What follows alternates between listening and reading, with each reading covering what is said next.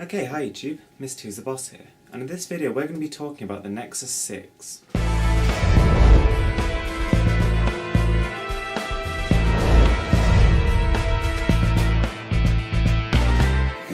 So, with the Nexus 4 and Nexus 5 being a total sellout success, there's absolutely no doubt that the Nexus 6 is on the horizon. On top of that, we've been seeing some very curious price cuts, with the Nexus 5 going for as little as £200 and the Nexus 4 going for as little as £100. So, as if that wasn't already enough evidence, there's been many photos which actually claim to be of the Nexus 6 device. So, I'm going to break this video up into three sections: the things we know, the things that we think we know, and the things we've got no idea about. So, as with all Nexus devices, the Nexus 6 will launch with a brand new version of Android, which will probably be Android 5.0. Now in this case, the Android version will be codenamed either Android Key Pie Lime or Android Lollipop. It's up to you which you prefer. The Nexus 6 will have an improved battery life compared to the Nexus 5. It's the kind of phone that you can take for a whole day without charging and use it heavily and it'll still last. It won't compete with the Galaxy Note series of devices in terms of battery, but it'll be more than enough for most heavy users. We're also pretty certain that the Nexus 6 will contain 3GB of RAM to keep everything ticking over nice and smoothly. So we're almost certain that the Nexus 6 will come with a 5.2-inch display. Now this will either be 1080p or 2K, depending on whether Google decides to match the godly specs of the Oppo Find 7.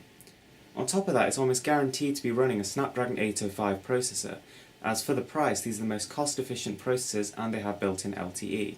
It'll have a plastic unibody design which will keep the phone cheap to manufacture and light to hold. So most people agree on the fact that it will not have a flexible display.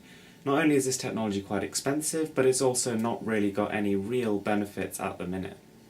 So we're still pretty unsure as to whether the Nexus 6 is going to be sporting a fingerprint sensor, or a heart rate monitor, or any of the other accessories that Samsung Galaxy S5 possesses. However, to me it seems pretty unlikely that this will be the case, because they're just going to add unnecessary cost to an otherwise budget-friendly phone.